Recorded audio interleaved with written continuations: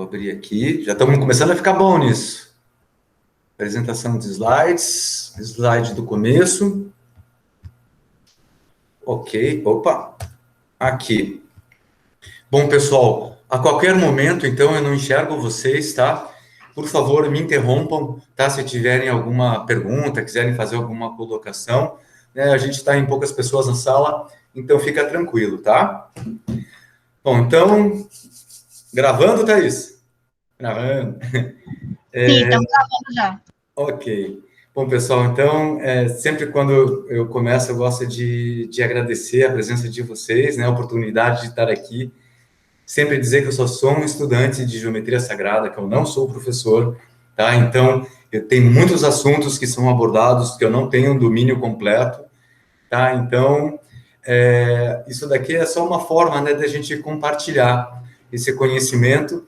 E eu estava vendo uma apresentação de alguém, eu não me lembro exatamente quem, mas ela falou assim, acho que foi da professora Lucilena Galvão, que ela falou assim, se você quer saber se uma palestra foi boa, né, se o pessoal saiu pensando no palestrante, é porque a palestra não foi boa, mas se as pessoas saíram pensando nelas mesmas, é porque a palestra, a apresentação foi boa.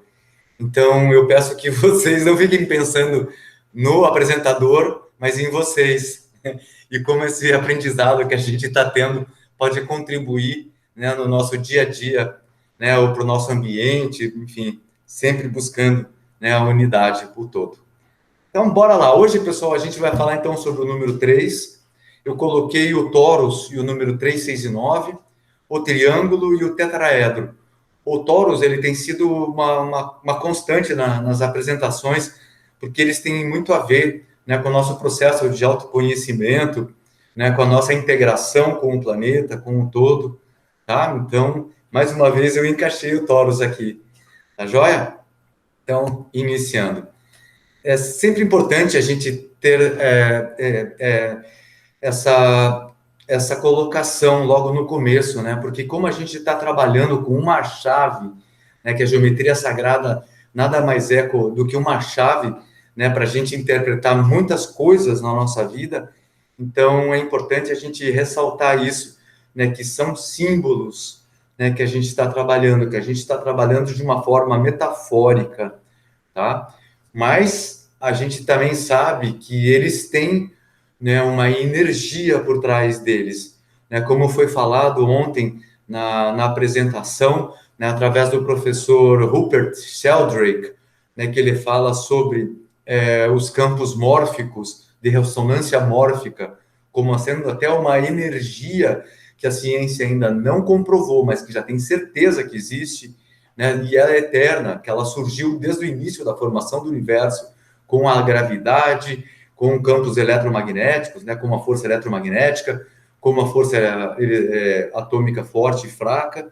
Então, essa força que eles chamam de campo de ressonância mórfico, né, ela se apresenta muito na geometria sagrada, tá?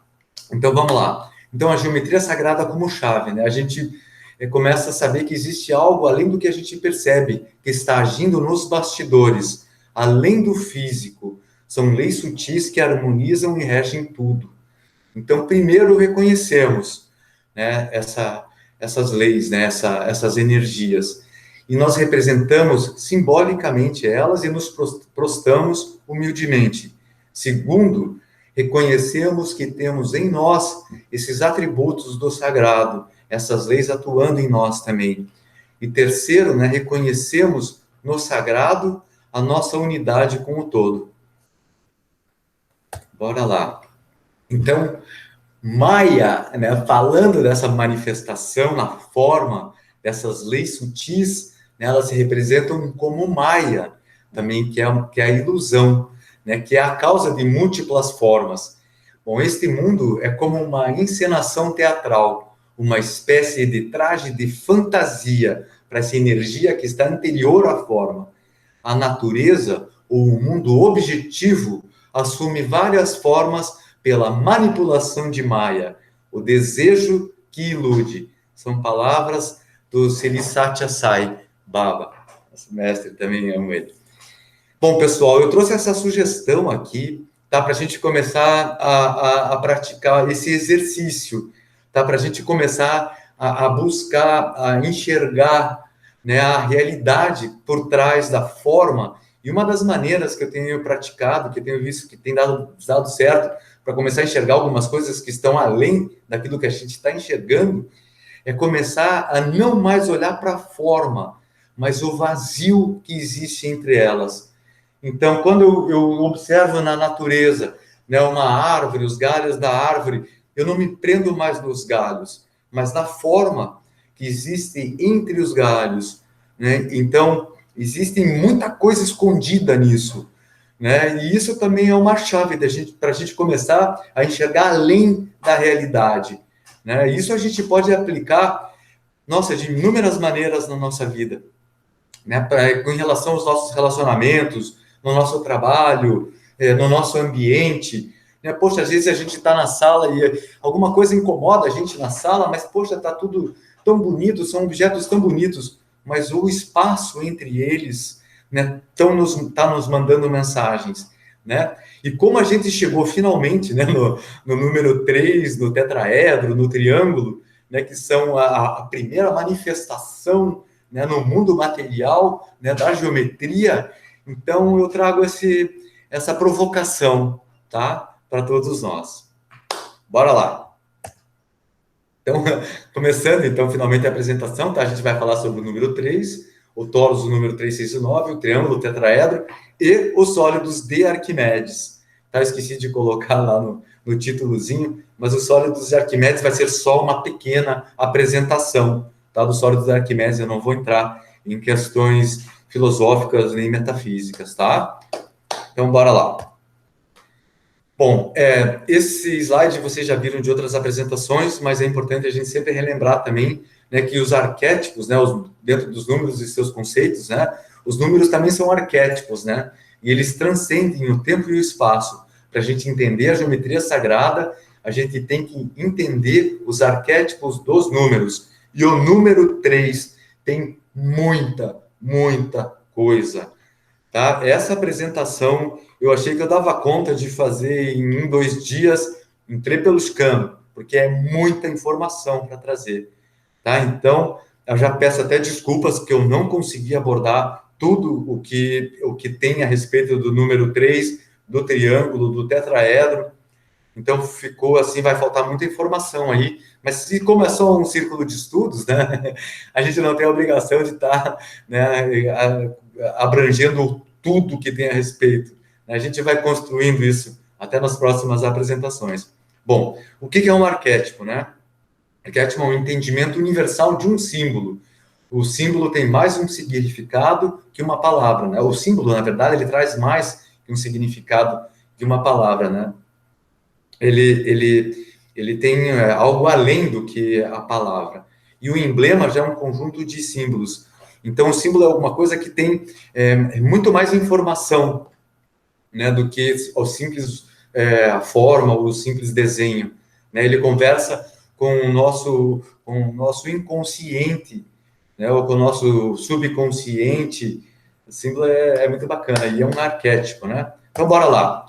A energia dos números, tá? Isso daqui foi um texto tirado desse livro lá da Geometria Sagrada, tá?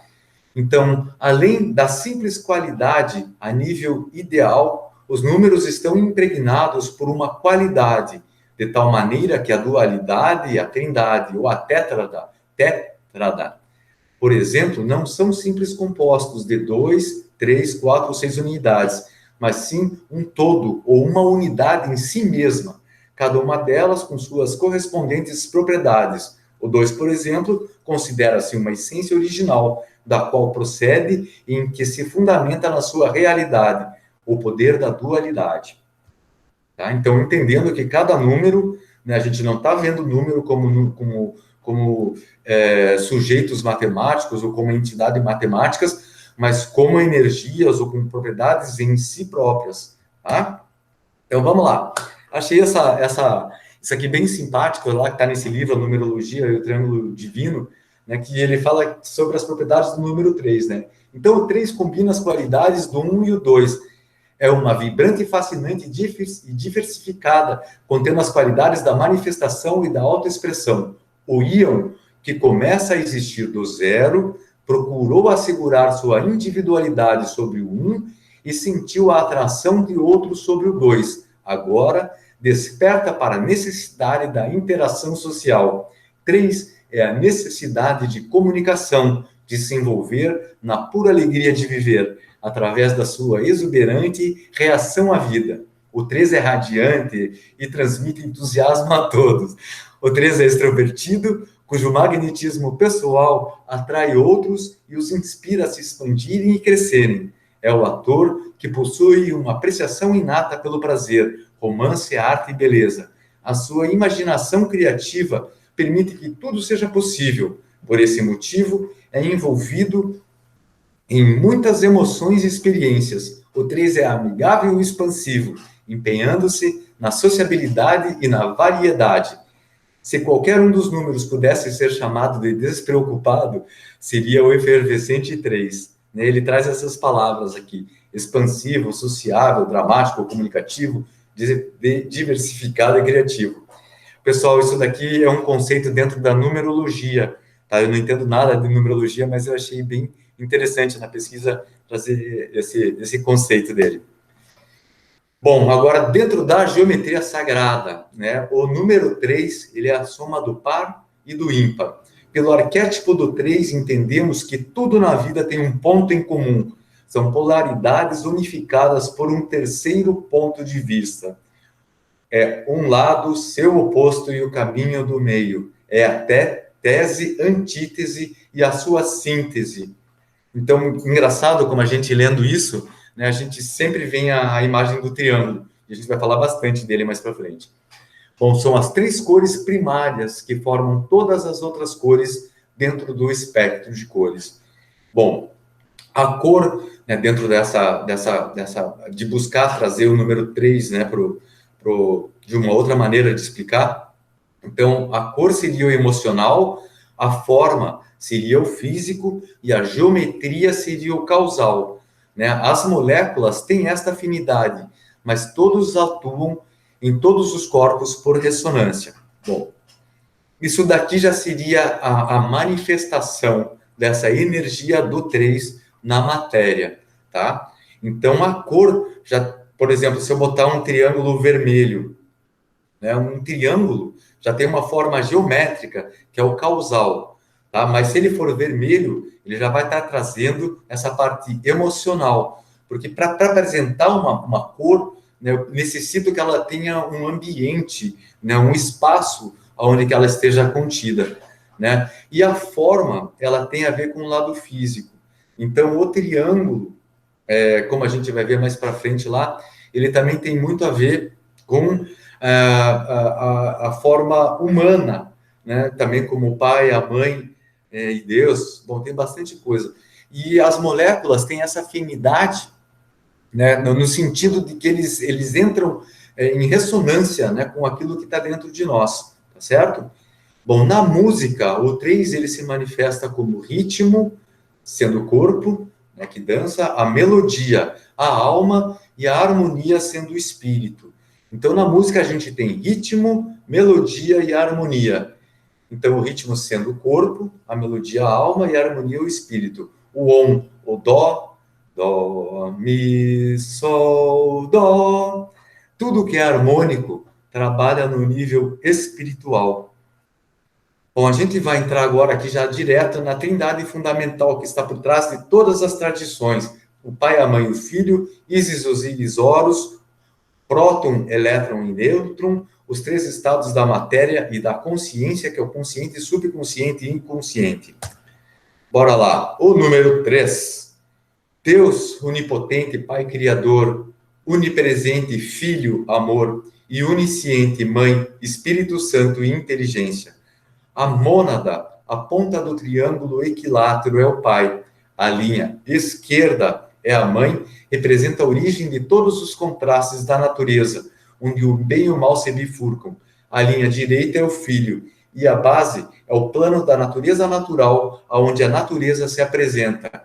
O pai e a mãe se relacionam através do Filho, onde ocorre a conciliação da dualidade. Outra visão da Trindade que eu encontrei foi essa aqui também, onde o Pai seria o som, a vibração, o sentido, a vontade, o poder. Seria a ponta superior do triângulo. O Filho, a luz, autoestima, amor, sabedoria. Seria a ponta esquerda do triângulo. A Mãe forma a geometria, estrutura, atividade, inteligência, formando a ponta direita do triângulo, né? Então, o Pai contém a vibração original do universo, gera o Filho. Né? Lá no começo das nossas apresentações, a gente sempre tem aquele slide lá, né, que no início era o Verbo, e o Verbo estava junto de Deus, e Deus era o Verbo, né, entendendo como o Verbo como sendo a primeira manifestação da energia, que daí temos o Verbo sendo a vibração sendo medida em frequência, a frequência sendo exposta em números, a materialização dos números na forma seria através da geometria, né? A cristalização da energia dos números se manifestando em formas geométricas. Então, vamos lá. O Pai contém a vibração original do universo, gera o Filho, faça-se a luz. Então, o Filho já forma a matéria, né? Através de que a gente sabe que o fóton, à medida que ele vai diminuindo, baixando a sua vibração, a sua frequência, ele se converte em prótons e nêutrons, tá? Que é a unidade básica do universo. Aí a gente já tem, né, a Mãe dando a forma geométrica das estruturas. Bora lá. Pai, Filho e Espírito Santo são três partes da consciência chamada de Deus. A mente recebe as informações ou impressões para gerar a vida no útero da mãe. O que impressiona, né, não de impressionar, bom, o que impressiona é o aspecto masculino, ou seja, o pai. A impressão, no tempo, se transforma em uma expressão que será a imagem da impressão. Pai, Filho e Espírito Santo são aspectos da nossa consciência e somos a Trindade para formar um mundo dentro das nossas autopercepções. Bom, vamos dar sequência aqui. Bom, então a matéria, informação e consciência, isso também tem a ver com o número 3. Energia, movimento, informação, levada ao plano mental, ao pensamento. A energia é o movimento das emoções. Emoção, pensamento e matéria são três partes da nossa experimentação no plano físico. Alma, espírito e corpo fundidos, a Trindade em nós. Pessoal, a gente está começando a trabalhar, então, em conceitos que nos remetem diretamente ao plano da manifestação na matéria. Tá? A gente está fazendo uma tentativa aqui de trazer esses conceitos que são totalmente abstratos, espirituais, né, teológicos, para a manifestação na matéria. Então, temos aqui coisas que são muito subjetivas, né? A consciência, a energia, né, a informação, isso tudo a gente tem, né, como forma de energia o número 3, ainda mais quando eles estão nessas sequências, assim, ou essas três informações, ou essas três colocações, não necessariamente nessa mesma sequência, tá? Mas buscando, né, a energia delas e a sua manifestação. Não sei se vocês estão conseguindo me acompanhar aqui, que às vezes é uma linha de raciocínio um pouco complexa. Bom, tríade. A tríade seria essa energia do número 3 apresentada por Jesus a Tom, né? Ele não fala em três, ele fala em tríade. Então, a manifestação da vida, a união dos opostos complementares em um ponto comum. Tríade, onde termina a dualidade e uma terceira figura. O triângulo está em tudo no universo, o que para ter um mínimo de informação precisa conter o número 3. Tríade, onde o problema da dualidade se resolve na simbologia pitagórica mediante a tríade, o 3. A tríade relaciona os opostos, dando lugar à harmonia, razão pela qual foi equiparado com a prudência, a sabedoria e a amizade. A tríade é chamada de amizade e paz, e também harmonia e unanimidade, pois todos são coesos e unificadores dos opostos e díspares. Por isto, também a chamam de casamento. Isso já foi uma colocação de Jâmbico, nesse The Theology of Arithmetic, ok? Bom, pessoal, olha que bacana. Então, né, quando os pitagóricos falavam em unificador, em harmonia, em unanimidade, eles estavam sempre se referindo a esse símbolo, né, ao triângulo ou à energia do número 3, tá bom? Então, vamos começar a despertar a nossa visão simbólica das coisas, tá? E a gente pode começar a aplicar isso no nosso dia a dia, na nossa vida. Então, quando a gente falar em harmonia, já pensar num triângulo, né? Ou quando a gente olhar para um triângulo, buscar essa potencialidade que essa forma tem para nós também. Tá joia? Vamos dar sequência. Então, a singularidade da tríade reside no fato de que o 3, né, é o único número que é igual à soma daqueles menores a eles. Ou seja, 1 mais 2 é igual a 3. E, ao mesmo tempo, é o único cuja soma com os inferiores equivale ao seu produto. 1 mais 2 mais 3 é igual a 1 vezes 2 vezes 3. É o único número que apresenta essas características. Olha como o 3 tem uma importância, né? Enfim, com todas essas qualidades, né? Assim, o 3, resultado da soma do 2, princípio receptivo e feminino, e do 1, princípio masculino, é o número da criação, pois, embora a multiplicidade ou manifestação universal tenha sua origem na mônada e na díade, a manifestação universal propriamente dita não pode ocorrer sem o 3, a tríade. Bora lá. Sempre trago esses dois livros, essas apresentações acabam sendo quase que uma literatura comparada, né, entre esses dois autores, mas vamos lá. Então, o 3 é uma quantidade, né, segundo já o Robert Lawler, tá? O 3 é uma quantidade, mas como princípio representa a trindade. Seu sentido formal é o do triângulo, que é formado por 3 pontos. Com o 3, dá-se uma transição qualitativa dos elementos abstratos do ponto e da linha ao estado tangível e mensurável, denominado superfície.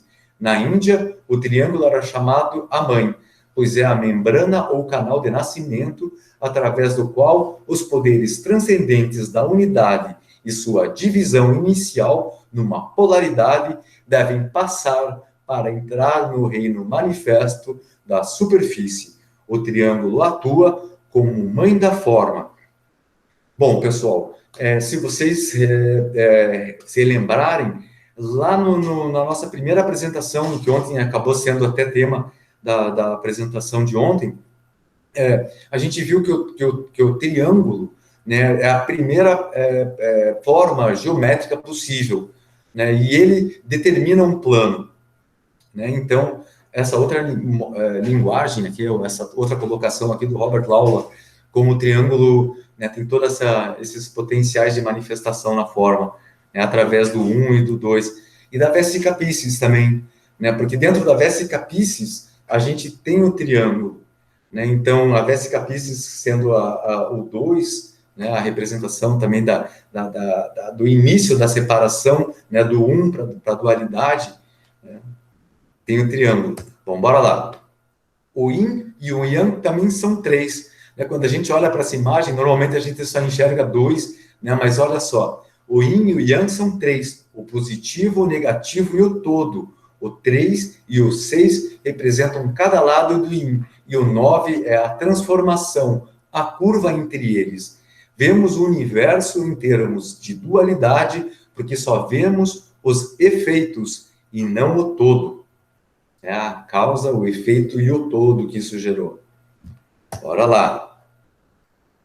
Bom, já que a gente falou do número 3, do 6 e do 9, que está contido no símbolo do Yin, do Yang, a gente vai cair direto no Taurus e os números 3, 6 e 9, tá? Agora, pessoal, a gente vai ter que ter um pouco de concentração, porque tem bastante informação E talvez seja um pouco complexo, mas não é impossível de ser entendido, tá?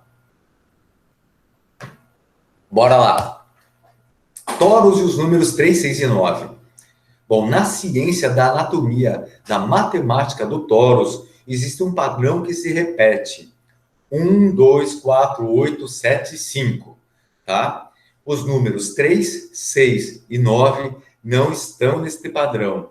Aí o cientista Marco Rodin acredita que estes números representam os vetores da terceira e quarta dimensões, né, os números 3, 6 e 9. Bom, vamos entender como é que isso funciona. Na natureza, nós temos lá o óvulo e o espermatozoide. Eu gosto sempre de utilizar esse símbolo porque ele é bem representativo, ele representa bem isso daqui. Então, nós temos o 1 e o 1. Está se fundindo para fazer o 2. Tá? Depois, a partir do 1, ele se duplica. Eu tenho 2. Daí, 2 mais 2, né, eu vou ter o 4. Não existe o 2 mais 1, né, na multiplicação de células na natureza. É sempre assim: 2, 4, 8, 16, 32, 64. Todas as células, elas se multiplicam dessa maneira exponencial, tá? Agora, olha que bacana. Se a gente reduzir, né, esses números, por exemplo, 1 mais 1, 2, 2 mais 2, 4, 4 mais 4, 8, 8 mais 8, 16. Tá? Se eu reduzir o 16, ou seja, somar o 1 mais 6, eu vou ter o 5. Se eu reduzir o 32, eu vou ter o 6. Se eu reduzir o 64, aliás, o 3 mais 2, eu vou ter o 5, né? O 32, né, que é o 3 mais 2, eu vou ter 5. Se eu reduzir o 64, que é 6 mais 4, vai ser 10, que reduzido é igual a 1. Se eu pegar o 64 mais 64, é 128. Se eu somar o 1 mais 2, eu vou ter 3. 3 mais 8 vai dar 12. Espera aí. Vai dar 11. Vai dar 11, isso, desculpa. Aí 1 mais 1 é 2. Desculpem, pessoal, me perco às vezes aqui. Então, olha, esses números, eles vão estar sempre se repetindo. Então, vamos lá, volta aqui. 6 mais 4 é igual a 10, que é o 64, né? Que dá 1. 64 mais 64 é 128. Como eu fui corrigido agora, vai dar 11, somando 1 mais 1 dá 2. 128 vai dar 256, que reduzindo de novo vai dar 4. 256 mais 156 dá 512, né? Que soma 5 mais 1 mais 2 vai ser 8. Então, a gente vai ter sempre essa repetição. 1, 2, 4, 8, 7, 5. Os números infinitamente. Os números 3, 6 e 9 estão além desse padrão de repetição, tá? O padrão de repetição do 3, 6 e 9 é o seguinte: o 3 mais 6 é igual a 6. O 6 mais 6 é igual a 12, que reduzindo volta ao 3. 12 mais 12 é 24, que 2 mais 4 vai dar 6. 24 mais 24 é 48. 4 mais 8, 12, né? 1 mais 2, 3. 48 mais 48 é 96. 9 mais 6, 15. 15 é soma de 1 mais 5, que volta ao 6. E assim infinitamente. Então fica lá, 3, 6, 3, 6, 3, 6, e o 9 nunca aparece. E o 9, né, que não aparece? O 9, ele só aparece quando ele é duplicado. Ou seja, 2 vezes 9, 18. Ou seja, 1 mais 8 igual a 9. 3 vezes 9, 27. 2 mais 7 igual a 9. 4 vezes 9, 36. E assim infinitamente. Então, nos textos sagrados, o 9 é referido como onipotente, né? Porque ele está lá, né, imperando sozinho. Então, vocês entenderam, né? Essa sequência, 1, 2, 4, 8, 7, 5. Tá? É super importante, porque isso daqui vai dar todo o movimento do Toros.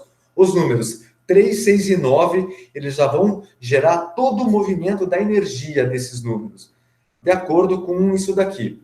Bom, o fluxo da energia no Toros, se a gente desenhar um círculo com um 9 no topo e no sentido horário colocar em sequência os números de 1 a 8, seguindo os padrões citados anteriormente, obteremos o fluxo de energia no foro, do torus, né, que também foi utilizado como sendo a bobina de Tesla, né, que vai gerar todo o movimento dessa energia. A sequência 1, 2, 4, 8, 7 e 5 se conectam formando o símbolo do infinito. O 3 e o 6 não se conectam na base, mas formam um triângulo com o número 9 no topo. O 3, o 6 e o 9 sempre estarão com o 9 no comando. Os números 3 e 6 sempre oscilam, né, entre um e o outro, pois, como já vimos, ao dobrá-los, sempre obteremos eles mesmos. Eles não se conectam entre si, mas se conectam com o 9. Então, o padrão gerado é o seguinte: 3, 6, 9. 9, 6, 3. De novo, para o 9. 9, 3, 6, 9. E assim vai, né, infinitamente. Então, podemos considerar o fluxo 1, 2, 4, 8, 7, 5 como a terceira dimensão, o campo dos fenômenos. Aqui, nessas imagens, a gente pode mais ou menos entender, né, aquilo que a gente estava falando lá. Então, começamos com o 9 em cima. 1, 2, 3, 4, 5, 6, 7, 8, 9. Então, vamos lá. 1, 2, 4, 8, 7, 5. 1, 2. Isso daqui gera o símbolo do infinito.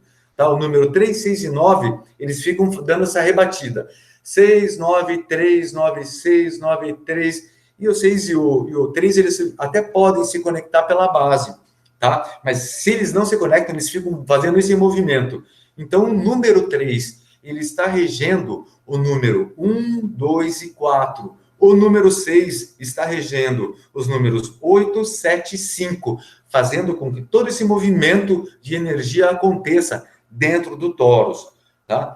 Essas representações em cima, elas são bidimensionais, né? Elas estão aqui em forma de gráfico, né? Em 2 dimensões. Em 3 dimensões, elas poderiam estar gerando todo esse fluxo de energia que movimenta o torus, tá? Na apresentação de ontem, né? Quem estava assistindo, a gente fez até um movimento, né, com o braço. A Silvia, hoje ela me falou que ela tentou fazer e não conseguiu, né? Mas, pessoal, é muito bacana. Esse movimento esférico que existe no movimento do torus é uma esfera senoidal. Lá mais para frente, quando a gente tratar do torus, a gente vai falar uma apresentação só sobre eles e a gente vai se aprofundar um pouco mais nisso, tá? Bom, todos esses triângulozinhos, esses losângulos que vocês estão vendo desenhados, né, nesse torus embaixo, eles têm essa sequência: 2, 8, 5, 7, 1, 4. 4, 2, 8, 5, 7, 1. 5, 7, 1, 2, 4, 8. 7, 1, 4, 2, 8, 5. Os números 3, 6 e 9, eles não estão presentes. Tá? Isso daqui é uma fórmula matemática, onde a gente demonstra todo esse movimento desse fluxo desses números dentro dessa estrutura geométrica, tá? Tridimensional. Bom, pessoal, bora dar sequência. Então, uma imagem para pirar o cabeção de vez com a espiral do triângulo, né, com os numerozinhos do Tesla. Sensacional. Bora botar energia aí. Bom, do 2 para o 3, né? O triângulo nasce na Vesica Piscis. E é lindo a gente observar que temos 2 triângulos, né? Um apontado para cima e outro apontado para baixo. E essa forma, ela tem inúmeras representações simbólicas, assim, ela tem muito significado. Tá? Bora lá. O triângulo, então, né? Nós chegamos no triângulo. O triângulo são 3 lados, 3 ângulos. É a forma mais simples que podemos encontrar em 2 dimensões. Porém, é uma das mais respeitadas e utilizadas em todas as civilizações e em todos os tempos. Né? O ser humano sempre reconheceu o triângulo como tendo, né, essa conotação de sagrado mesmo. Por ser formado por 3 segmentos, ele também faz alusão a várias tríades, como a gente viu ali, né? Como, por exemplo, o início, o meio e o fim, o corpo, a alma e o espírito, o homem, a mulher e a criança, e a sua ligação com o número 3 simboliza a perfeição e a unidade. Na generalidade das culturas e das civilizações, a apreensão e a compreensão do homem sobre o mundo, sobre o real e o espiritual, sempre repousou num sistema triádico. Esse texto eu tirei da Simbologia do Triângulo por Antônio Jorge, publicado no dia 2 de outubro de 2009 e tal. Bom, o triângulo compõe a forma como criação, né, que é só uma maneira diferente de dizer, né, aquilo que a gente já está falando desde o início da apresentação. Bora lá. A forma geométrica que expressa a tríade é o triângulo.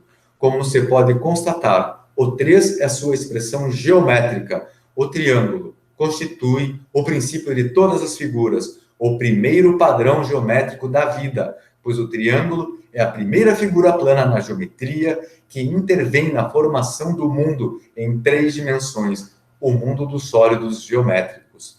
O triângulo equilátero, de ângulos e lados iguais e, portanto, com seus vértices equidistantes, veio a representar a harmonia absoluta e em equilíbrio perfeito.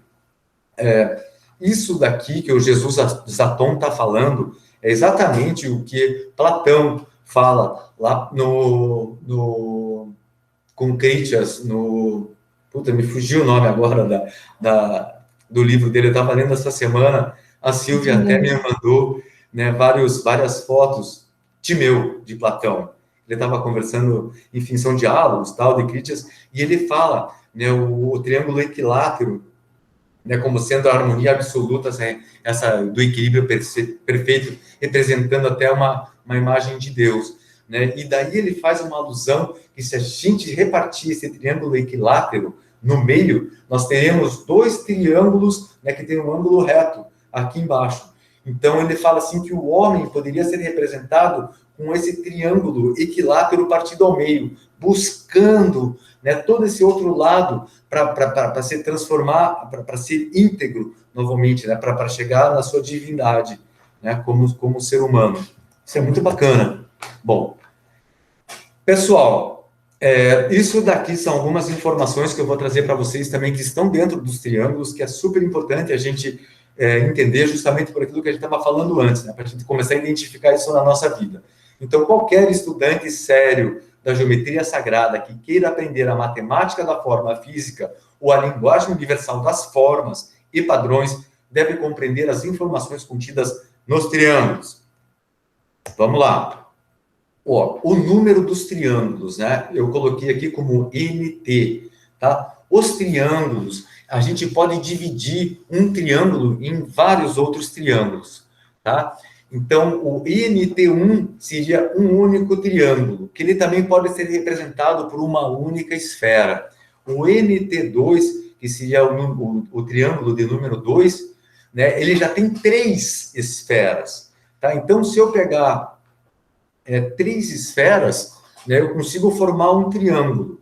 Um triângulo de número 3 é o 1 mais 2 mais 3. Então, o número do triângulo 3 já é 6. Que é exatamente essa terceira imagem aqui embaixo. Então, para formar, enfim, essa imagem de triângulo, eu vou precisar de 6 esferas, tá? O triângulo de número 4, ele é formado por uma esfera, mais 2 esferas embaixo, mais 3 esferas embaixo, mais 4 esferas embaixo, que é a tetráctis pitagórica, ou seja, com 10 esferas, eu consigo formar um triângulo também. Então, o número do triângulo 4 é 10, tá? Então, o número do triângulo 5 é 15. O número do triângulo 6 é 21. Bom, existe daí a frequência dos triângulos também. Olha só, a frequência como subdivisão dos triângulos em seus pontos médios. Se eu tenho um triângulo e divido ele no ponto médio, né, nas suas nos seus 3 lados, e unir esses pontos, eu vou ter já o triângulo de frequência 2. Então, o triângulo de frequência 1, o número dele é 1. O triângulo de frequência 2 é essa segunda imagem aqui, onde exatamente no seu meio ele foi dividido e unido novamente. Então, no triângulo de frequência 2, eu já vou ter 4 triângulos, ok?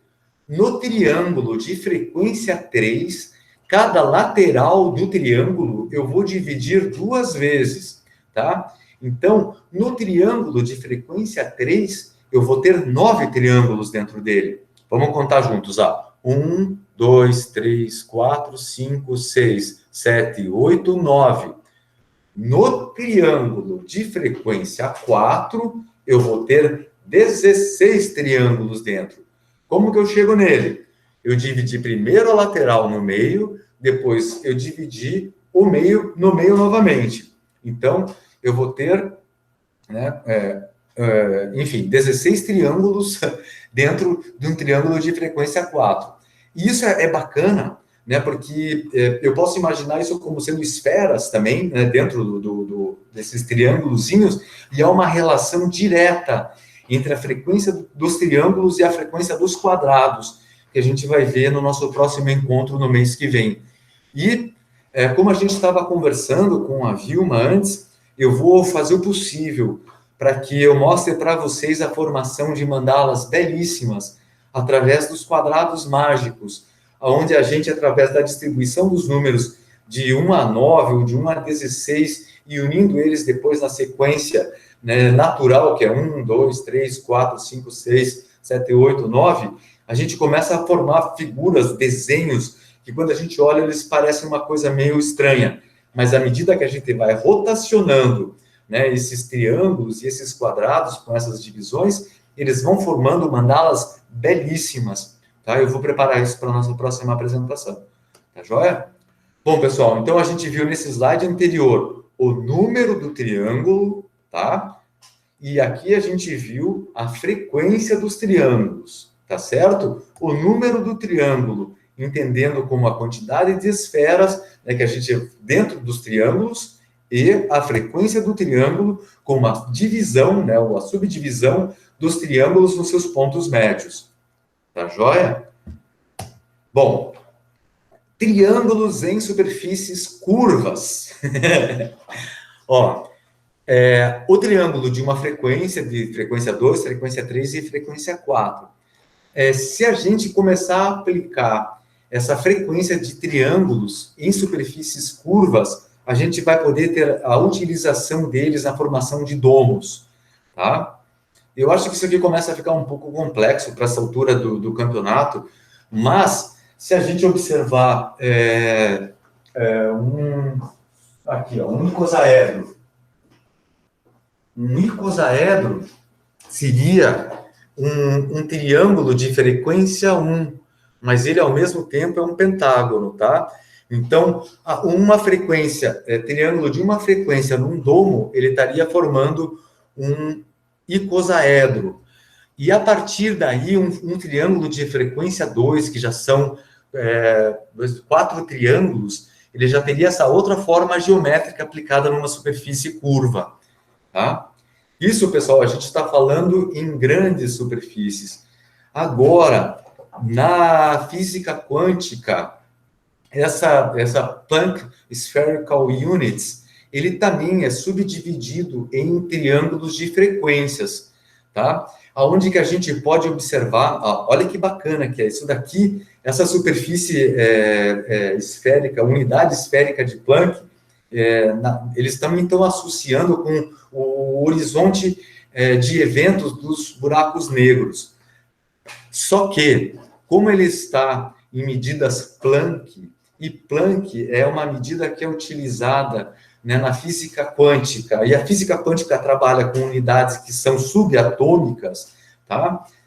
Dentro de uma teoria que está sendo apresentada, que é super moderna, eles estão falando que se a gente imaginar que o centro dos átomos, eles não são apenas compostos por nêutrons e prótons, mas sim por minúsculos buracos negros.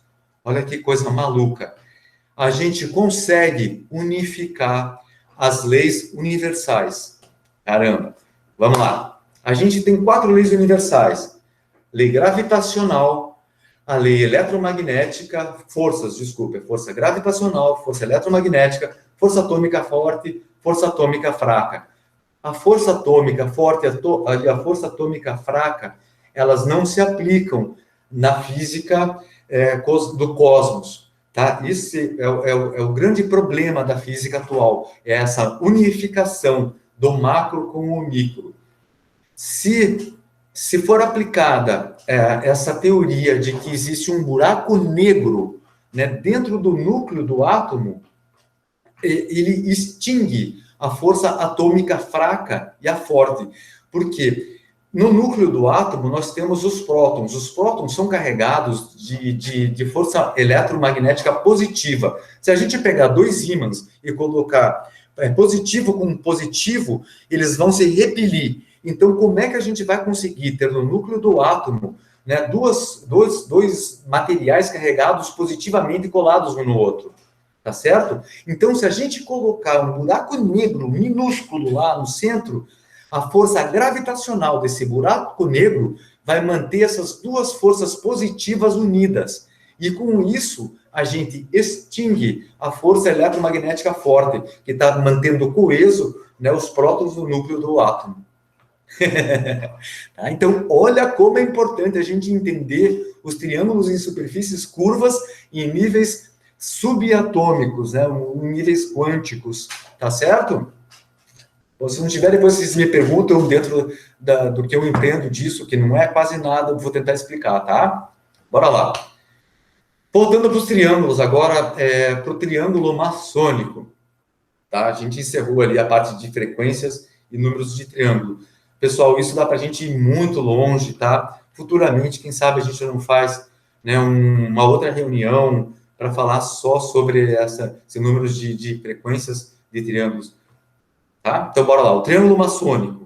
O triângulo na maçonaria simboliza o desenvolvimento e amadurecimento espiritual, sendo que sua base significa a duração e seus lados representam a luz e as trevas.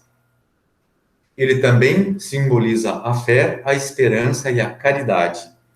Bom, para essa sociedade que não é mais tão secreta, né? É discreta, né? Quando a pessoa fala, não existe mais sociedade secreta, existe sociedade discreta, né? Os triângulos tem o seguinte significado: o triângulo retângulo significa o elemento água, o triângulo isósceles, aquele que tem os lados iguais, simboliza o elemento fogo, e o triângulo escaleno, né, que tem 3 lados diferentes, simboliza o elemento ar, tá? Bom, mais para frente, eu tenho uma outra representação, que foi uma outra visão, né, que foi apresentado para nós pela professora Angélica Lizanti, né, que ela também relaciona alguns tipos de triângulo com elementos, tá? Bom, a gente tem aqui, nessa imagenzinha aqui do lado direito, embaixo, né, um triângulo retângulo, e daí está escrito ali que essa figura apresenta o ângulo interno de 90 graus e simboliza a humanidade também. Para a maçonaria, remete ao elemento água. Representa a humanidade, né? Porque, de acordo com Platão, dentro do Timeu, né, a trindade, aquele triângulo equilátero perfeito, seria uma manifestação de Deus, uma representação, né, da harmonia, da integridade, né, da perfeição de Deus.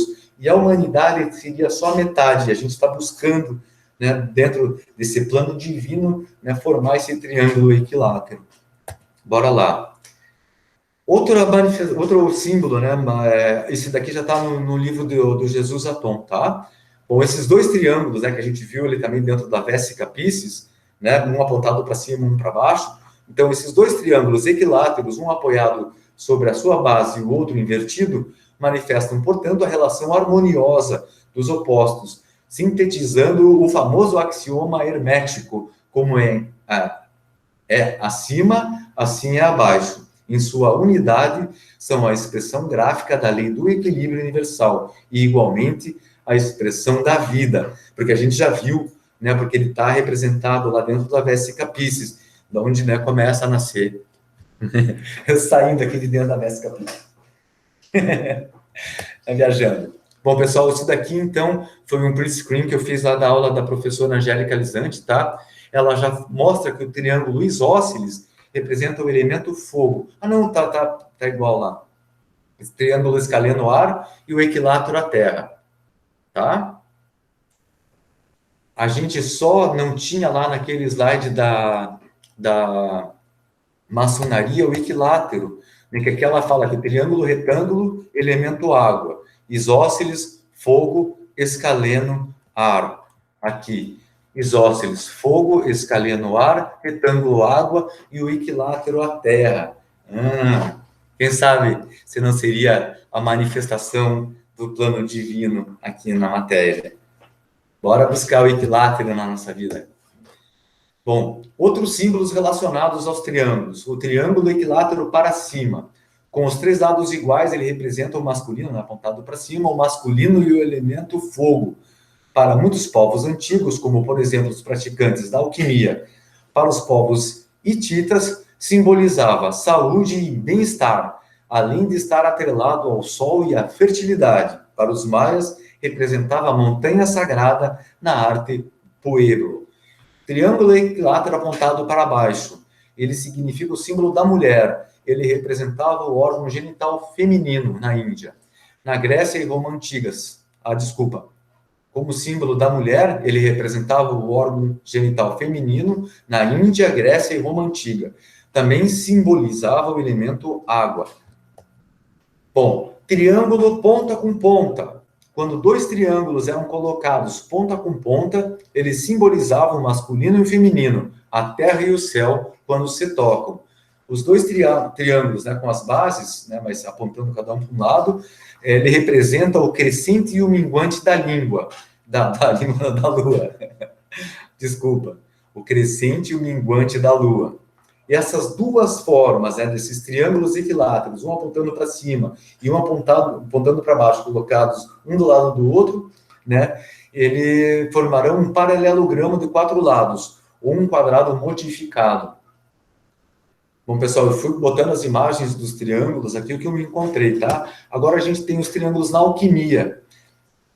Bom, na alquimia, como a gente acabou de ver, apontado para cima é o elemento fogo, apontado para baixo é o elemento água, cortado com uma reta no meio é o elemento ar, apontado para cima, apontado para baixo, com uma reta cortando no meio é o elemento terra. Então, eles são 3 lados iguais. E na alquimia, dentro da grande obra, são apontados também 3 elementos, que é o enxofre, o mercúrio e o sal. Tá? Então, o número 3 tem muita coisa relacionada, né? O triângulo do número 3. Bora lá, a numerologia e o triângulo. Então, isso aqui eu achei bem interessante também, porque a gente falava, né, da geometria básica sobre a linha horizontal, sobre a linha vertical, né? Então, vamos lá. A linha vertical representa simbolicamente o espírito desenhando a matéria, ou a energia saindo da divindade. Tem qualidades masculinas, emanante, dinâmica, energética, fogosa, aprumada e dominante. Toda energia, né, tem a sua polaridade oposta, e a linha horizontal é um símbolo disso, em relação à linha vertical. Então, a linha horizontal representa a energia da alma, o feminino, as qualidades receptivas e absortivas da Mãe Terra. Essa linha é um símbolo antigo da matéria, do mundo material. O triângulo é a primeira forma fechada, que pode ser feita com linhas simples. Como já falamos várias vezes, representa a Trindade, o Pai, o Filho e o Espírito Santo, Pai, Mãe, Deus, Pai, Mãe, Filho, Espírito, Alma, Mente, superconsciência, subconsciência e consciência. Bora lá.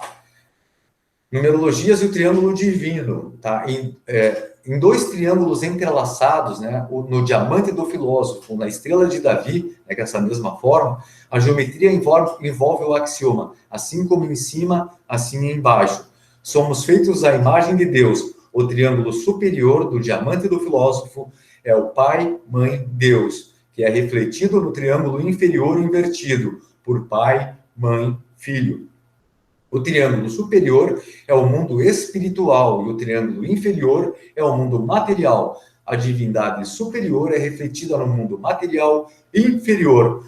Por isso, aquilo que vemos no mundo material é apenas um reflexo da verdade. É como quando olhamos fixamente para as profundezas de um lago tranquilo, numa floresta, pensando que as imagens que vemos são a verdade única. Se bem que tais imagens poderão ser distorcidas pelo vento que sopra na superfície da água. no nosso corpo material, somos meros observadores das sombras lançadas nos muros das cavernas de Platão. Vivemos num mundo de ilusões e vemos as coisas de cabeça para baixo. Hoje, lá no grupo, a gente estava falando sobre, né, o cubo octaedro e como a gente consegue enxergar também, né, a estrela de Davi, né, o diamante do filósofo dentro dele, através da projeção desse triângulo, né, para cima e do triângulo invertido que está atrás dele. Nossa, é muito linda essa simbologia dessa imagem. Bom, a geometria confirma a teoria de que vemos apenas a metade da verdade. As seguintes são verdades matemáticas. A soma dos ângulos de um triângulo é 180 graus. A soma dos triângulos de um quadrado é 360 graus. E um círculo contém 360 graus. Ó, abaixando um pouco o triângulo do diamante do filósofo, né, que é a estrela de Davi, obtemos a ilustração à esquerda, que são esses dois triângulos que a gente já viu ali em cima. Cada um desses triângulos tem apenas 180 graus, ou a metade dos graus de um círculo ou quadrado, 360 graus. Como a gente já viu até em apresentações anteriores, né, o círculo contém toda a verdade e a sabedoria, e a divindade. Todavia, no triângulo temos apenas a metade da verdade. Somando esses dois triângulos, 180 graus, o que está virado para cima, com 180 graus, o que está virado para baixo, chegamos aos 360 graus, ou a verdade completa. Simbolicamente situados no triângulo inferior invertido, devemos olhar para o espírito que está no triângulo superior, a fim de encontrar toda a verdade. De outro modo, permaneceríamos num território de sombras, onde os ventos desfavoráveis agitam as nossas imagens e distorcem a nossa visão da verdade. Tá, pessoal? Isso tudo tem a referência aqui embaixo, de onde que eu tirei, tá? Tá, acho que esse é o último slide dessa numerologia do triângulo divino, e eu achei isso daqui super bacana também, que faz uma referência ao triângulo de Pitágoras, né, o teorema de Pitágoras, onde a gente tem, né, do número 27, o número 54 e o número 81, né, representando 3 estados da nossa vida, né, a juventude, né, que ela está entre o 0 e o 27, o poder entre o 27 e o 54, e a sabedoria entre os anos 54 e os 81 anos de idade.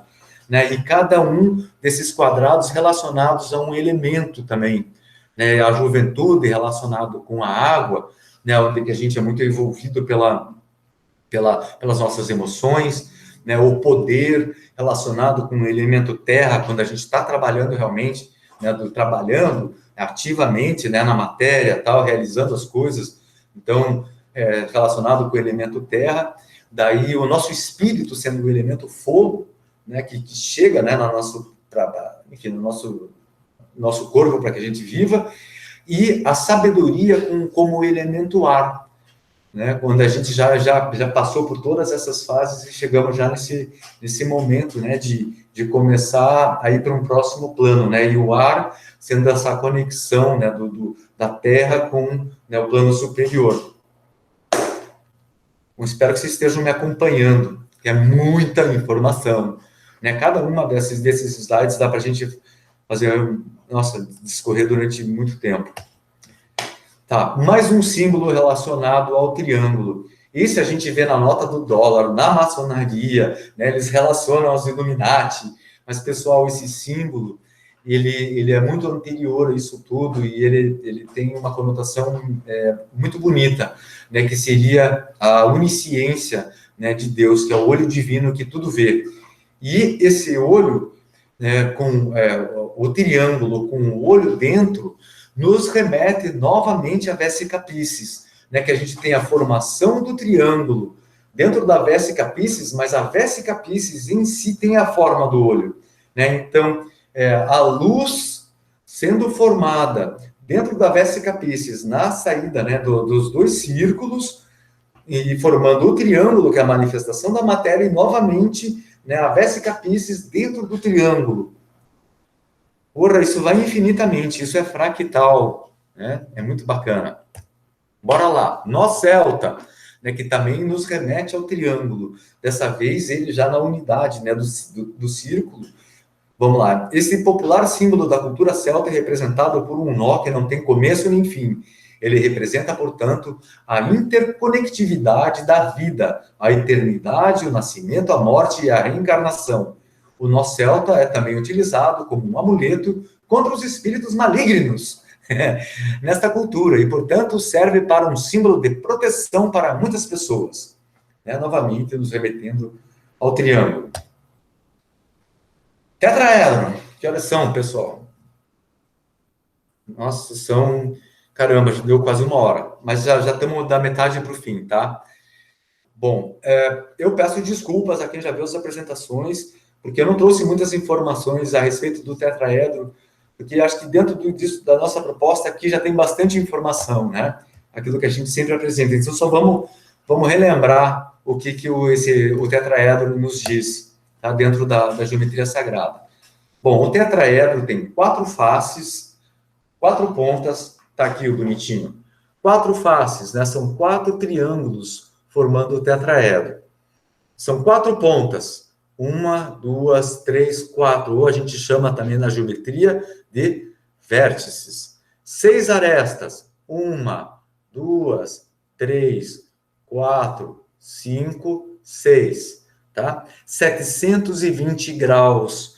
Porque são 4 triângulos. Como a gente viu no slide anterior, a soma interna dos triângulos, né, 60, 60, 60, são triângulos equiláteros. Então, a gente vai ter 180. 4 vezes 180, 720. Olha o número 9 aqui, pessoal. 7 mais 2, 9. 1 mais 8, 9. Né? O número 9, ele está muito presente nos sólidos platônicos, tá?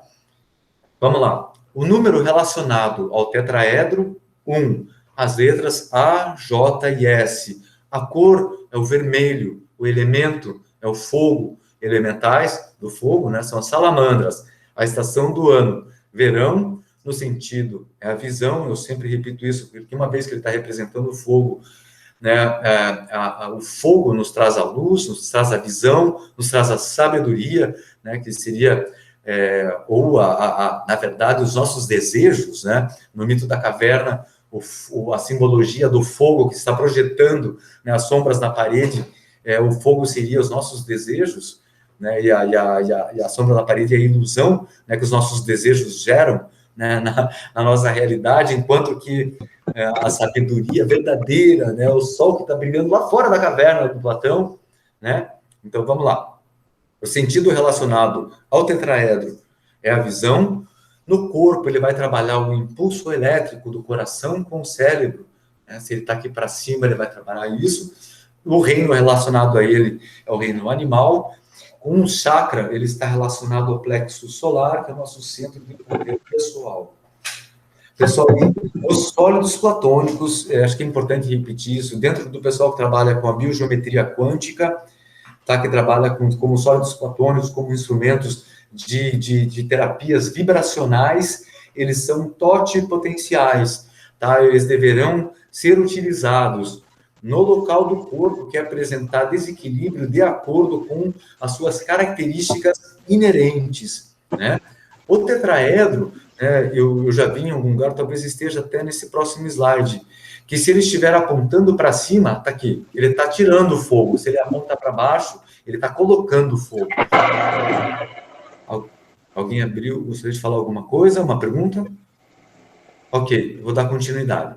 Bom, o tetraedro também ele está relacionado com a força de vontade, aceitação, autoestima, coragem, paixão, assertividade, sexo, energia, iniciativas, mobilidade e estabilidade, criação, destruição e renovação.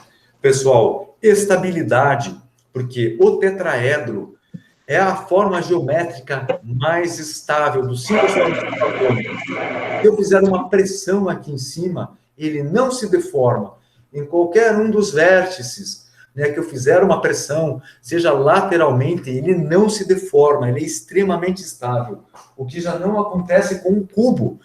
O cubo, se eu fizer uma pressão em cima, ele tende a se deslocar, né, para algumas das laterais. Então, o tetraedro, em questão de estabilidade, ele é, nossa, ele é muito forte, tá? Bom, o tetraedro injeta paixão e energia.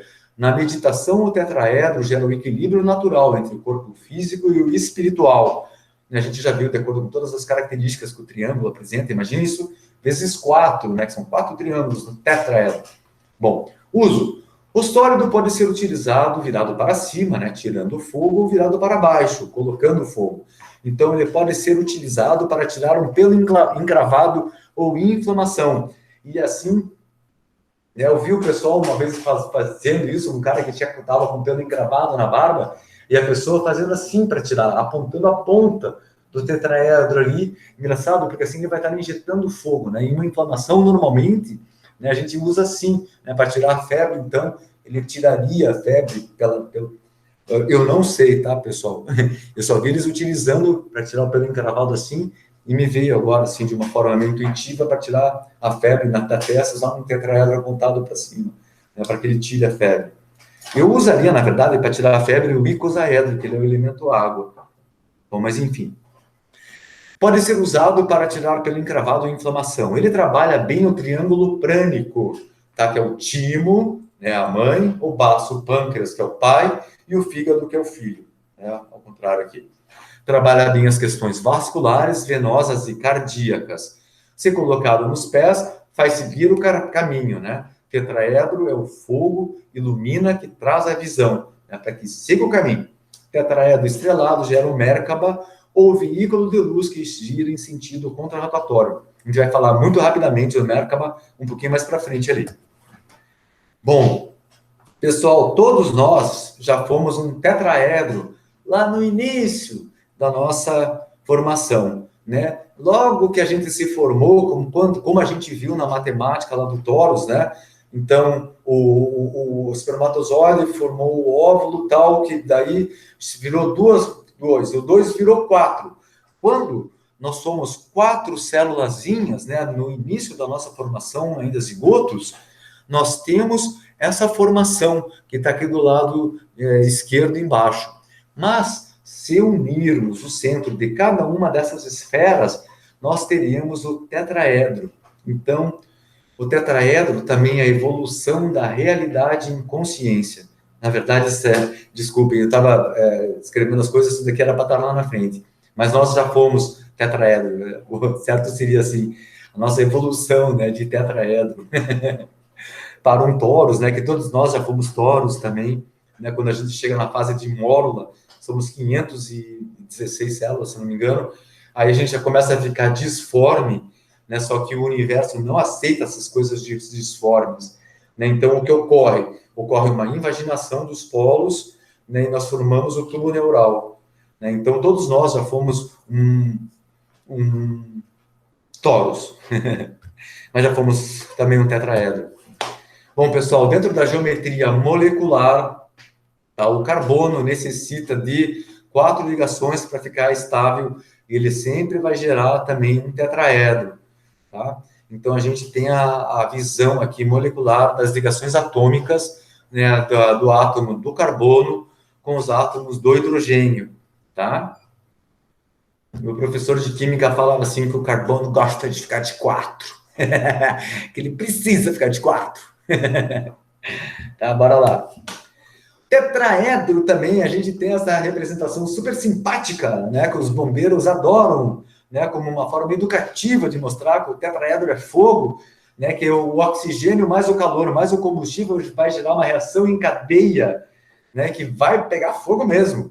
Então, o fogo é uma reação química exotérmica, denominada de combustão. É uma reação de oxidação rápida de material combustível e tem como resultado a liberação de calor, luz e de subprodutos da combustão. Né? Quando a próxima vez que vocês forem acender, né, a nossa velhinha lá na hora que a gente está fazendo aquela magia, nosso saravazinho, né, nossa macumbinha, né, vamos, né, olhar aquela chama da vela como tetraedro, com todas essas características e símbolos que ele tem também, né? Isso vai trazer muito mais intenção e força, né, ao nosso trabalho.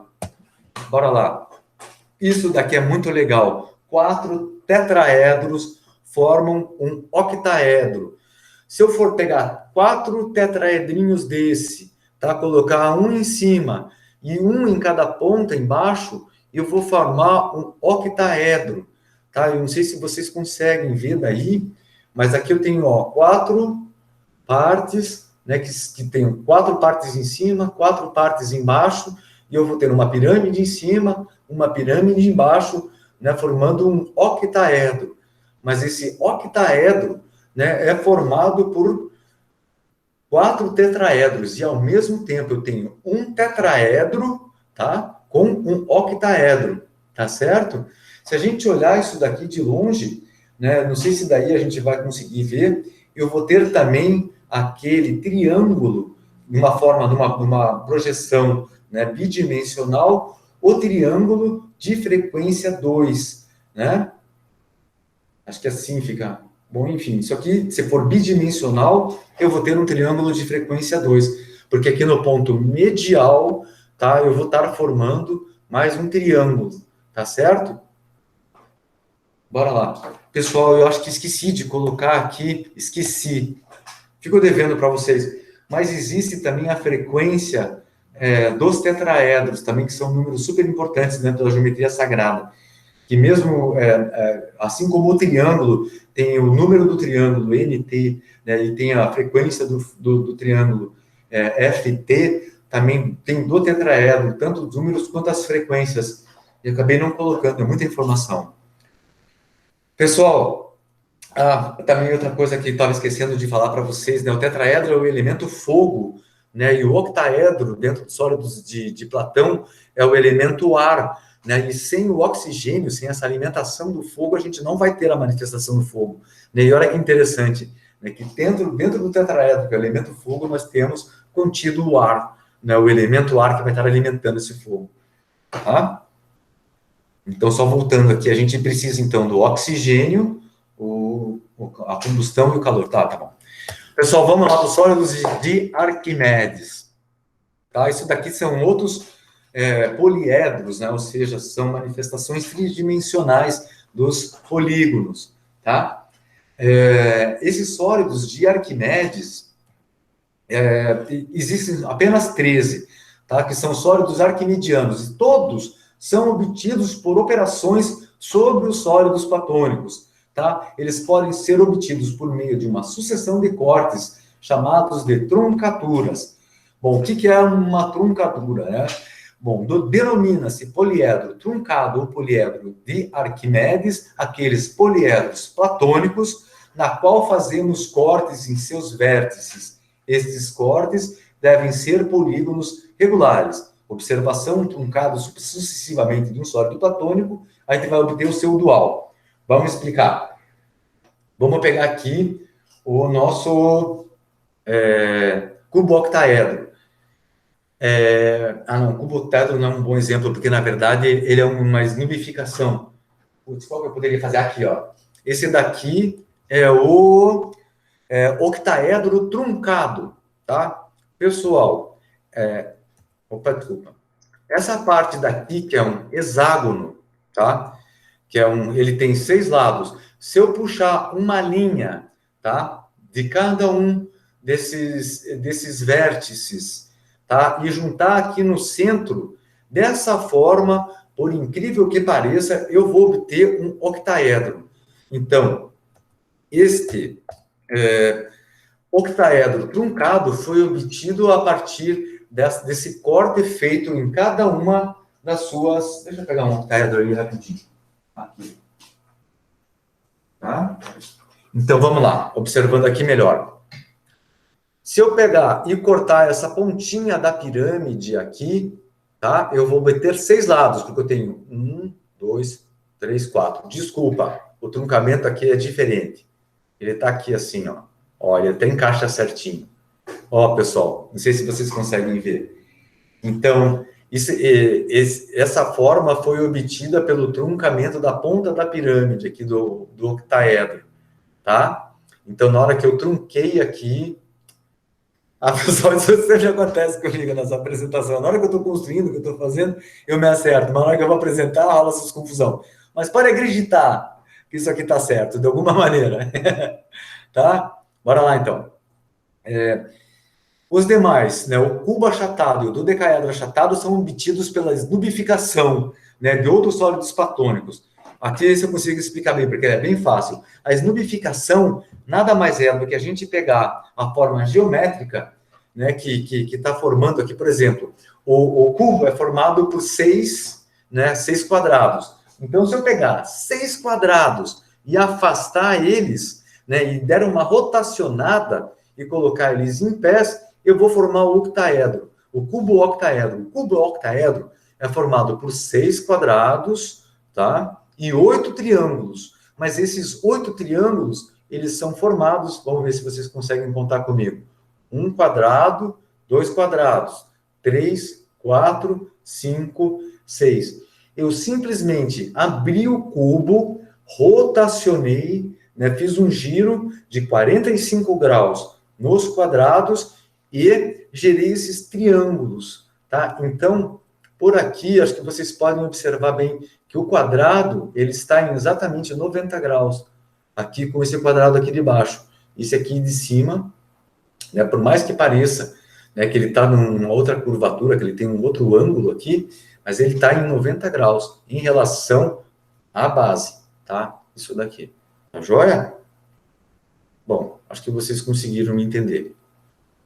Ó, talvez se eu esticar, puxar aqui uma linha imaginária, vocês vão ver que esse quadrado está exatamente em 90 graus, tá? Com essa parte aqui de baixo, com essa face, tá vendo, dos quadrados, tá? Então, isso daqui é uma esnubificação do octaedro, tá? Então, os sólidos de Arquimedes, eles são obtidos dessa maneira, tá certo?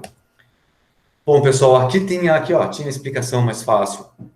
O octaedro, se ele for truncado, né, ele vai gerar o octaedro truncado, o cubo truncado também, o hexaedro, se eu cortar, ele vai formar um outro sólido de Arquimedes, que é o cubo truncado, tem o tetraedro truncado, o dodecaedro truncado, o icosaedro truncado, é muito legal. Vou falar rapidamente dele.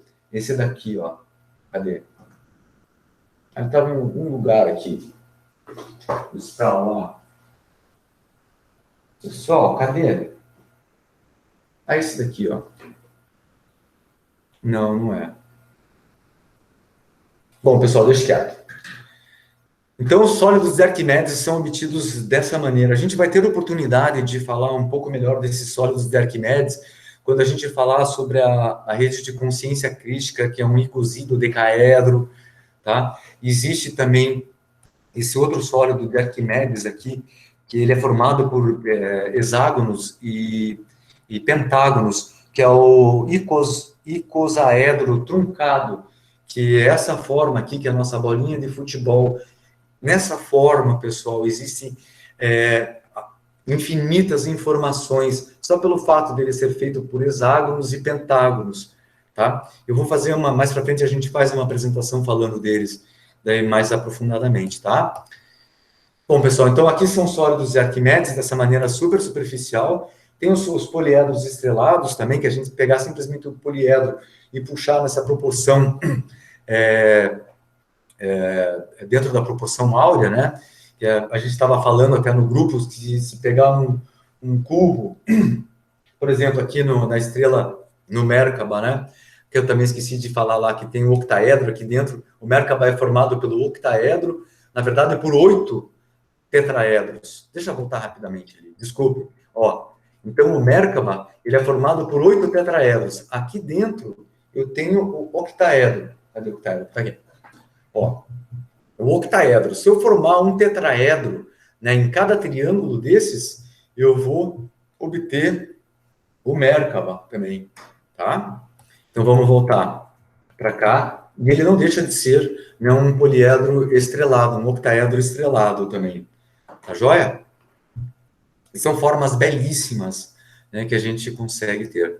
Bom, pessoal, sempre que a gente estrela um poliedro, a gente está alcançando outros níveis da energia dele, tá? A gente está amplificando, né, o nível de atuação para outras esferas, tá? A energia desse poliedro. Despertar. Em total humildade, descortinamos os véus de Maia, tá? Tendo nossos olhos como extensão do nosso coração, puro e leve, que enxerga, sente, vibra e pulsa a perfeição, e a manda em total coerência para o plano mental, dando o seu verdadeiro significado. Para descortinar, Maia, sentir, ver qual que é a verdadeira geometria da forma, né? A gente já estamos trabalhando sempre nisso, sabendo que a gente pode ser iludido, né, pela forma, pela matéria, mas a vibração, a energia por trás do pensamento, do sentimento, isso nunca vai nos enganar, tá? E é a partir daí que a gente, né, tem que começar ou trabalhar cada vez mais, né, a nossa conexão com a realidade, com os outros. Acabando.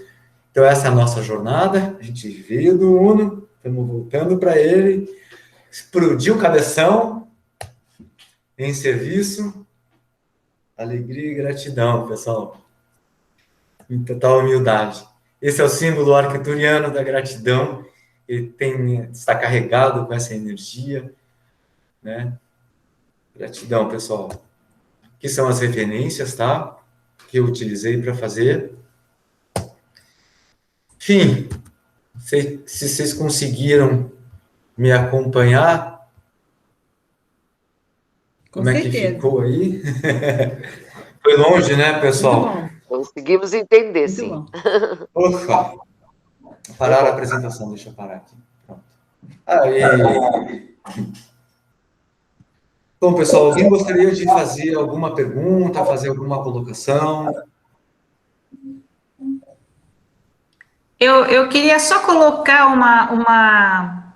No começo, você estava falando, fazer aquele exercício, quando você falou de ver as árvores de outra forma, você lembra? Aham.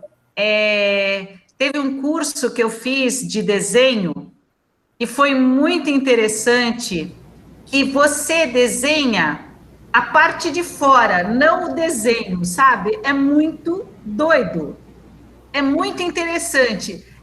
Assim, eu não consigo nem explicar, mas é você tentar desenhar do jeito de a forma não dentro, fora, sabe? Ver de outro lado. E também desenhar de cabeça para baixo. Vamos supor, uma bicicleta de cabeça para baixo. É muito interessante. Então, são exercícios que a gente vai fazendo, né, de ver de outras formas, né? Sensacional. Claro, sabe o que me veio nessa tua colocação? Que normalmente no desenho a gente vai estar trabalhando com o nosso hemisfério direito do cérebro, né? Que é o nosso lado da criatividade, da imaginação, tal. Agora, quando a gente faz esse tipo de trabalho, que você observar o lado externo, você no desenho, você vai estar fazendo, né, uma ponte entre os dois hemisférios do teu cérebro. Porque Isso. você vai ter que utilizar, além da tua criatividade, muito do teu raciocínio lógico. Né? Isso. Então você vai estar trabalhando com essa neuroplasticidade também dos hemisférios cerebrais. Cara, sensacional. Que bacana. Então, tenta desenhar alguma coisa de invertido, sabe? É muito interessante, é muito interessante. Pega uma bicicleta e desenha ela de cabeça para baixo. Bacana. É muito doido. Eu não sou muito hábil em desenho, assim. Tanto que a minha sacada sempre foi mais abstrato. Abstrato eu gosto. Mas desenhar mesmo... É só tentar. Né? É prática também, né? Muito da sensibilidade. Bom, pessoal, alguém tem alguma pergunta? Gostaria de fazer mais alguma colocação? Tá ouvindo? Tássio? Sim, pode falar. Você poderia passar ou indicar, fazer um exercício prático para a gente usar com essas fórmulas, como foi falado no início do estudo aí, do ciclo para concentração e tal, alguma coisa do que a gente viu hoje, até para a gente comentar na próxima, né, os efeitos da prática dos exercícios. Sensacional, achei. Isso aí acho que seria Quer dizer, para mim, né, seria interessante. É NID, né, NID? É NID? É, Nid, é. Ok. Nidi, a gente sugeriu lá no começo começar para a gente conseguir romper um pouco, né, com esse mundo do jeito que ele nos é colocado, a gente começar a tentar enxergar as coisas não mais na forma, mas no espaço entre elas, né, e trazer isso como um exercício. Tu vai ver, né, que como a Clara mesmo colocou ali, né, nessa colocação anterior, que isso começa a gerar parece que é um despertar. Daqui a pouco vocês começam a perceber que tem tanta informação nesses espaços que a gente considera vazio, né, que na verdade eles estão preenchidos por inúmeras coisas, que a forma toma a nossa atenção e a gente perde, né, uma riqueza gigantesca que está ao nosso redor. Sabe, o nosso foco, na verdade, isso tudo tem muito a ver com a gente romper com muitos paradigmas, né? A gente tem uma visão de mundo que foi totalmente construída em cima de interesses, né? E isso já há centenas de anos. Isso não é nossa culpa, nem dos nossos pais, nem da sociedade. A gente vem sendo trabalhado dessa maneira durante muito tempo, né? A religião, né? Ela nos doutrina para que a gente enxergue Deus de uma maneira, para que a gente enxergue a espiritualidade de uma maneira. Cada religião da sua forma. Tá? Isso não é nenhuma crítica a nenhum tipo de religião. Eu acho isso super importante, tá? Mas a ciência nos doutrina, a gente é limitado pelos nossos sentidos e a ciência só aceita aquilo que a gente consegue comprovar dentro de sistemas que são fechados, dentro de laboratório e não representam a natureza na sua realidade. Eu te falo isso como engenheiro agrônomo. Eu tive muita aula no laboratório de química analítica, quantitativa, qualitativa, de biologia, de experimentação agrícola, sabe? A gente tem, mas é tudo dentro de laboratório, dentro de cálculos matemáticos, a própria matemática, a própria geometria, principalmente a geometria espacial, ela tem erros que são crassos, porque a gente faz bidimensionalmente situações que são tridimensionais. Só agora que o pessoal está começando a despertar para isso. Poxa, né, a gente trabalha bidimensionalmente questões que são tridimensionais, isso que a gente enxerga tridimensional, porque existem, na verdade, inúmeras outras dimensões que a gente sequer enxerga, né? E a gente tem toda essa arrogância de tentar estar enxergando a realidade como ela é. Então, lá no começo, quando a gente fala de tentar enxergar o vazio da forma, né, é uma forma da gente começar a romper, é um exercício, né? E depois, na próxima reunião, por favor, Nid, me diga se tu conseguiu, né, trazer isso para o teu dia a dia, qual foi a tua impressão. Porque isso começa a trazer. E agora, como um exercício assim de desenho ou de trabalhar com um círculo não, com um triângulo, a gente pode também fazer, enfim, pegar, né, um círculo, né, para começar. Tudo começa com um círculo. Pegar o compasso, pegar o círculo, depois com a ponta do compasso. Deixa eu ver se eu tenho algum aqui, acho que dá para usar um cubo de Metatron aqui. Ó, de quantos triângulos, né, a gente consegue encontrar aqui dentro? Porque, ó, no círculo, quando a gente coloca a ponta do compasso, tá, se a gente usar essa mesma medida que é o raio e for marcando, né, eu vou ter um hexágono, né? O círculo, ele é perfeito, né, que a gente consegue encontrar o hexágono.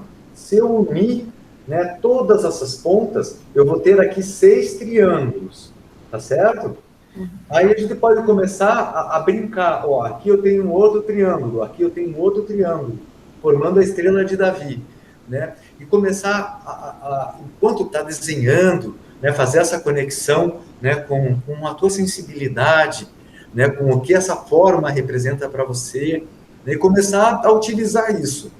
Vou deixar a estrela de Davi aqui do meu lado hoje, enquanto eu estou trabalhando, tal, e interagir com ela, né? Isso também a gente começa a ter o hábito, né, de começar a enxergar a geometria, né, no nosso dia a dia e começa a interagir com essas formas e com a energia que elas têm de uma forma muito mais consciente e daí começar a direcionar, né, enfim, aquilo que está ao nosso dispor, no nosso ambiente, né, para aquilo que nos remeta, né, ao nosso objetivo, né, que quanto mais puro for o teu coração, mais claro, mais rápido será, né, esse alcançado esse teu objetivo, né, porque daí tudo trabalha para que isso aconteça. Nossa, que profundo, que horrível, me perdoem. Eu não sei se isso fez lógica, algum sentido para vocês. Já deu calor agora, fiquei com vergonha. A cara se diverte lá, se matando de rir. Bom, pessoal, alguém gostaria de fazer mais alguma pergunta? Falar mais alguma coisa? Ou podemos meio que... a gente está com a nossa próxima reunião marcada para o dia 20 e pouco do mês que vem, tá? Então, na nossa próxima reunião, eu já me comprometi com a Vilma, né, que a Vilma é da galera da Mandala, teve bastante pessoas que entraram no nosso grupo, né, do estudo da geometria sagrada, que praticam Mandala, né, tem a Ivana, que ela posta umas fotos de umas mandalas belíssimas lá. Então, eu vou tentar trazer a construção de mandalas através do quadrado mágico, tá? A gente vai falar do quadrado mágico, aí eu vou desenhar alguns aqui, vou desenhar como que a gente obtém a mandala, né, unindo os números dentro da sequência natural deles, que é 1, 2, 3, e não dentro dos números que a gente obtém dentro do quadrado, para ter as suas somas perfeitas, tá? É bom, vocês vão entender isso melhor na nossa próxima reunião, tá? Daí a gente vai trazer essa forma de construir mandalas através da união dos números dentro de quadrados mágicos, de frequência 3, 4, 5, nossa, são formas complexas e belíssimas. É muito bonito esse trabalho. Então, vamos ter um pouco de prática, é isso, Cássio? Bem, na verdade, para a gente fazer essa prática, ela toma bastante tempo, Nidi. A gente podia fazer como a gente fez na última prática. Tu estava junto com a gente? Eu tive problema na internet, só fiquei metade, não consegui fazer. Mas a Clara... E aí eu fiquei. Tu conseguiu desenhar o cubo de Metatron, Nidi? Que a gente estava fazendo na prática naquele dia? Tu chegou lá? Não consegui fazer, não. Não? Não. Pois então, pessoal, a gente pode fazer o seguinte, eu vou dar uma olhada como é que está a minha agenda, tá? E a gente pode marcar num próximo sábado à tarde, né, que daí fica mais tranquilo, assim, a gente pode ter algumas horas, né, e pegar do começo bem tranquilo, porque quem já participou da primeira, né, e não conseguiu, né, ter algum resultado, a gente pode bem calmamente, né, com o compasso, começar a fazer tudo isso de novo. Mas, Nidi, eu te proponho, né, que como exercício, tu já pega teu compasso, né, daí pensa, né, quando põe a ponta do compasso, né, o ponto, né, é um ente geométrico primitivo, que não tem, né, dimensão, né, ele só está no aqui e no agora, e esse é um portal dimensional também, né, com a tua consciência, que não tem dimensão, né, com o plano superior, né, então na ponta seca do teu compasso, já bota a tua intenção ali, pá, aqui e agora, né, e deixa, né, a magia acontecer. Já viu o que tiver de vir, né? Poxa, é muito legal. A gente trabalhar com isso é muito bacana mesmo, é gostoso demais. A Clara tem, né, tido experiências, né, gratificantes e, nossa, partilha com a gente sempre, Clara. É muito lindo ver teu trabalho, tá? A Silvinha também colabora sempre, a Silvia vive me mandando informação. Gratidão, Silvinha! Muito legal. Contribuições belíssimas que o pessoal coloca. Nossa. O pessoal manda muito. E, Márcia, vamos pensar em algumas outras coisas, né? Depois eu converso contigo no privado para a gente ajudar lá na concentração, no foco, tá? Tá bom, gratidão. Imagina. Mas é que é adolescente, né? É bem difícil. A gente dá as possibilidades assim. Olha, tem uma forma geométrica que ela é formada por circunferências entrelaçadas um pouco achatadas. Ela tem essa forma assim, ó. Sabe, se você botar várias dessas, uma do ladinho da outra, e prender na perna da sua filha, pertinho de onde ela tem que ficar. Que horror. Não. Eu sou mais fã de fazer assim um bolo numa forma de espiral, né, e deixar do lado do computador. Então, assim, ó, só vai poder chegar no centro da espiral, né, quando você terminar né, o seu estudo, né, com vários docinhos, assim, ou balinhas, né, tem maneira mais gostosa. Aí vai dar certo. Então tá, Agora pessoal. eu fiquei pensando que o quarto é pintado de lilás. Não sei se isso tem a ver. Sabe que a professora Angélica sempre fala disso, né? Do ambiente ser pintado de lilás, ele gera muita ansiedade, porque o lilás é a cor da transformação, da transmutação. Então você utiliza o lilás quando está precisando dar o próximo passo. Só que quando tem muito lilás, você fica assim, próximo passo.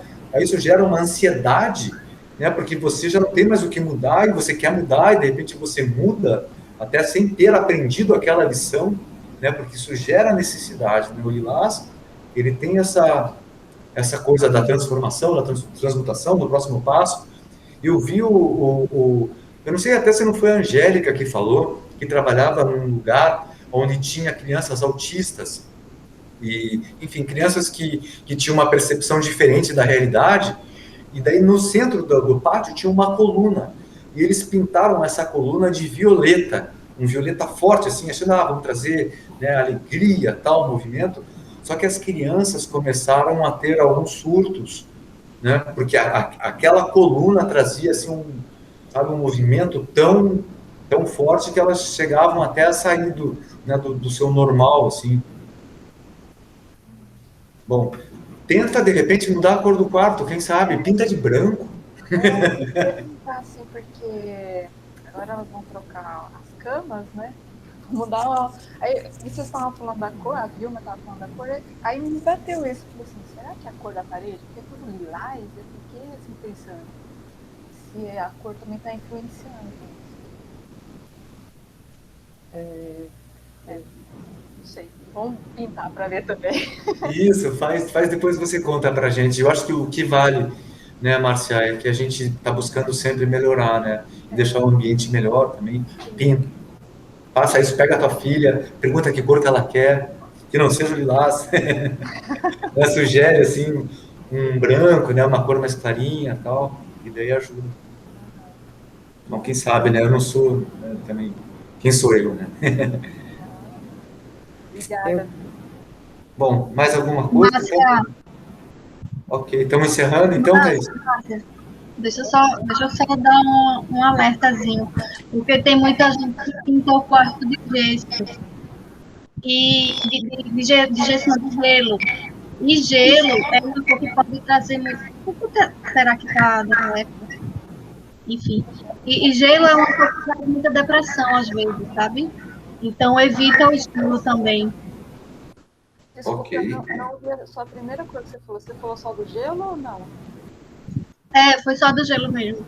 Porque é comum as pessoas botarem no quarto achando que traz tranquilidade, mas às vezes leva a depressão. E aí tem que ter cuidado com isso. Tá bom. Perfeito. Gratidão. Obrigado. Bom, pessoal, então estamos encerrando essa atividade. Eu agradeço muito a oportunidade de estar aqui, de estar partilhando com vocês isso tudo. Vocês não sabem como eu fico feliz, né? Eu me sinto muito honrado. Tá? Espero que a gente dê sequência, né? Temos bastante coisa para ver ainda. Né? Nosso caminho só está começando. Tá? Então, gratidão. Muito obrigado. Obrigadão. Beijo. Obrigado, pessoal. Gratidão, gente. Obrigada. Obrigado. Tchau.